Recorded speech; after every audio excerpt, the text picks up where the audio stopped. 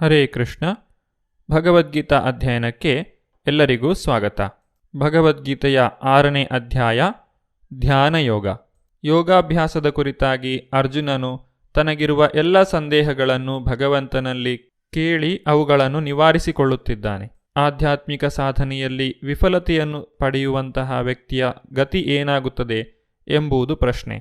ಅದಕ್ಕೆ ಭಗವಂತನು, ಇಲ್ಲಿ ಯಾವುದೇ ನಷ್ಟವಿಲ್ಲ. ವ್ಯಕ್ತಿಯು ಎಷ್ಟರ ಮಟ್ಟಿಗೆ ಪ್ರಗತಿಯನ್ನು ಸಾಧಿಸಿದ್ದಾನೋ ಅಲ್ಲಿಂದಲೇ ಮುಂದುವರಿಸುವಂತಹ ಇನ್ನೊಂದು ಅವಕಾಶವನ್ನು ಕೊಡಲಾಗುತ್ತದೆ ಎಂದು ಇಲ್ಲಿ ಹೇಳಿದ್ದಾರೆ.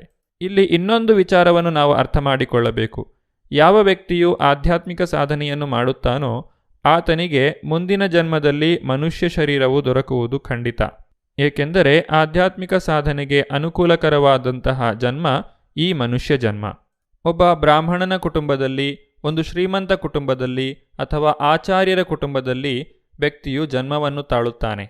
ಈ ರೀತಿಯಾದಂತಹ ಉತ್ತಮ ಜನ್ಮವನ್ನು ಪಡೆದ ಮೇಲೆ ಏನಾಗುತ್ತದೆ ಎಂಬುದನ್ನು ಮುಂದಿನ ಶ್ಲೋಕದಲ್ಲಿ ಭಗವಂತನು ವಿವರಿಸುತ್ತಿದ್ದಾನೆ. ತತ್ರ ತಂ ಬುದ್ಧಿ ಸಂಯೋಗಂ ಲಭತೆ ಪೌರ್ವದೇಹಿಕಂ ಯತತೆ ಚ ತತೋ ಭೂಯಃ ಸಂಸಿದ್ಧೌ ಕುರುನಂದನ. ಅನುವಾದ: ಕುರುನಂದನನೇ, ಇಂತಹ ಜನ್ಮವನ್ನು ತಳೆದ ಮೇಲೆ ಆತನು ತನ್ನ ಪೂರ್ವಜನ್ಮದ ದೈವೀ ಪ್ರಜ್ಞೆಯನ್ನು ಮತ್ತೆ ಎಚ್ಚರಿಸಿಕೊಳ್ಳುತ್ತಾನೆ ಮತ್ತು ಸಂಪೂರ್ಣ ಯಶಸ್ಸನ್ನು ಗಳಿಸುವುದಕ್ಕಾಗಿ ಇನ್ನೂ ಪ್ರಗತಿಯನ್ನು ಸಾಧಿಸಲು ಪ್ರಯತ್ನಿಸುತ್ತಾನೆ.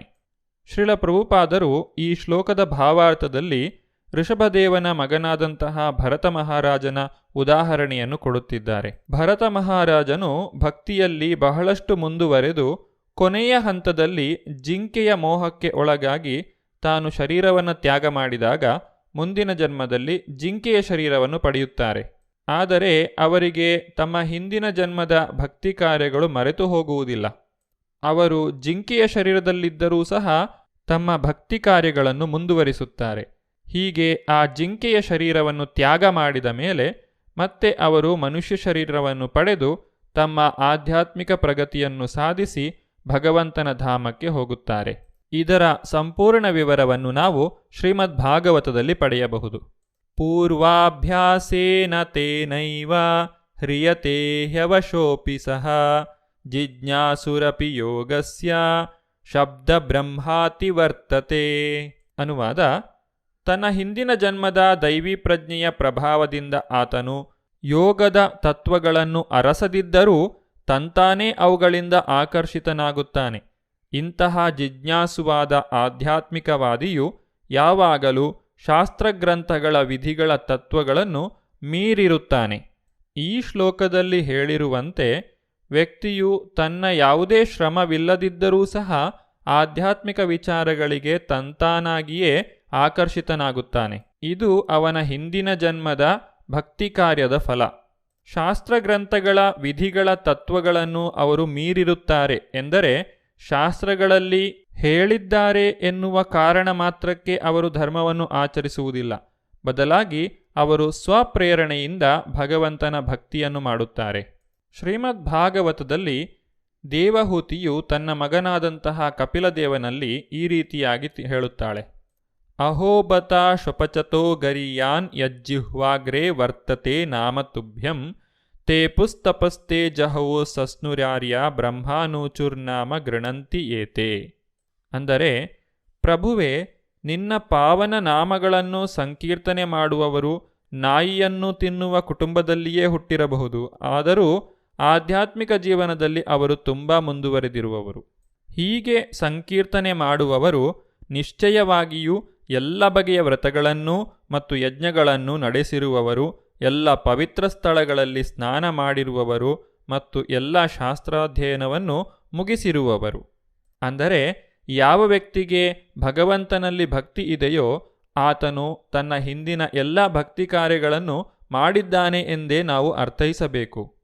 ಅದು ಈ ಜನ್ಮದಲ್ಲಿರಬಹುದು ಅಥವಾ ಹಿಂದಿನ ಜನ್ಮದಲ್ಲಿ ಆಗಿರಬಹುದು. ಯಾವುದೇ ವ್ಯಕ್ತಿಯ ನಾಲಗೆಯಲ್ಲಿ ಹರೇ ಕೃಷ್ಣ ಕೃಷ್ಣ ಕೃಷ್ಣ ಹರೇ ಹರೇ, ಹರೇ ರಾಮ ರಾಮ ರಾಮ ಹರೇ ಹರೇ ಎಂಬ ಭಗವಂತನ ಪವಿತ್ರ ನಾಮವು ಬರುತ್ತಿದೆ ಎಂದರೆ ಆತನು ಭಕ್ತಿ ಕಾರ್ಯವನ್ನು ಮಾಡಿದ್ದಾನೆಂದೇ ಅರ್ಥ ಮಾಡಿಕೊಳ್ಳಬೇಕು. ಈ ರೀತಿ ಜನ್ಮ ಜನ್ಮಾಂತರಗಳಲ್ಲಿ ವ್ಯಕ್ತಿಯು ಭಕ್ತಿ ಸೇವೆಯನ್ನು ಮಾಡುತ್ತಾ ಕೊನೆಗೆ ಪರಿಪೂರ್ಣತೆಯನ್ನು ಪಡೆಯುತ್ತಾನೆ.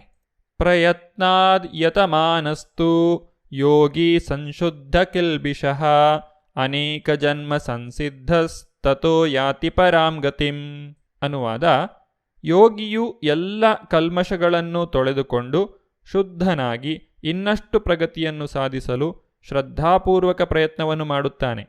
ಹೀಗೆ ಅನೇಕಾನೇಕ ಜನ್ಮಗಳಲ್ಲಿ ಅಭ್ಯಾಸ ಮಾಡಿದ ನಂತರ ಪರಿಪೂರ್ಣತೆಯನ್ನು ಪಡೆದು ಪರಮಗುರಿಯನ್ನು ಸಾಧಿಸುತ್ತಾನೆ. ಯಾವ ವ್ಯಕ್ತಿಯ ಎಲ್ಲ ಪಾಪಕರ್ಮಗಳು ನಾಶವಾಗಿದೆಯೋ, ಯಾರು ಭಕ್ತರ ಸಂಘದಲ್ಲಿ ಭಕ್ತಿ ಕಾರ್ಯವನ್ನು ಮಾಡುತ್ತಿದ್ದಾರೋ ಅವರು ಒಂದಲ್ಲ ಒಂದು ದಿನ ಖಂಡಿತವಾಗಿಯೂ ಭಗವಂತನ ಕೃಪೆಗೆ ಪಾತ್ರರಾಗುತ್ತಾರೆ.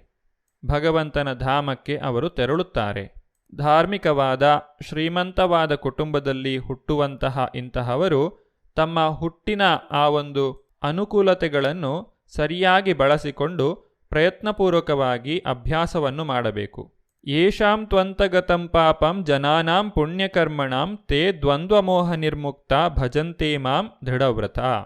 ಹಲವಾರು ಜನ್ಮಗಳಲ್ಲಿ ಪುಣ್ಯಕಾರ್ಯಗಳನ್ನು ಮಾಡಿ ಎಲ್ಲ ಕಲ್ಮಶಗಳಿಂದ ಮತ್ತು ಎಲ್ಲ ಮಾಯಾದ್ವಂದ್ವಗಳಿಂದ ಸಂಪೂರ್ಣವಾಗಿ ಬಿಡುಗಡೆಯನ್ನು ಪಡೆದ ನಂತರ ಮನುಷ್ಯನು ಭಗವಂತನ ದಿವ್ಯ ಪ್ರೇಮಪೂರ್ವಕ ಸೇವೆಯಲ್ಲಿ ತೊಡಗುತ್ತಾನೆ. ಭಗವಂತನು ಮುಂದಿನ ಶ್ಲೋಕದಲ್ಲಿ ಅತ್ಯಂತ ಶ್ರೇಷ್ಠನಾದಂತಹ ಯೋಗಿ ಯಾರು ಎಂಬುದನ್ನು ನಮಗೆ ವಿವರಿಸುತ್ತಿದ್ದಾನೆ.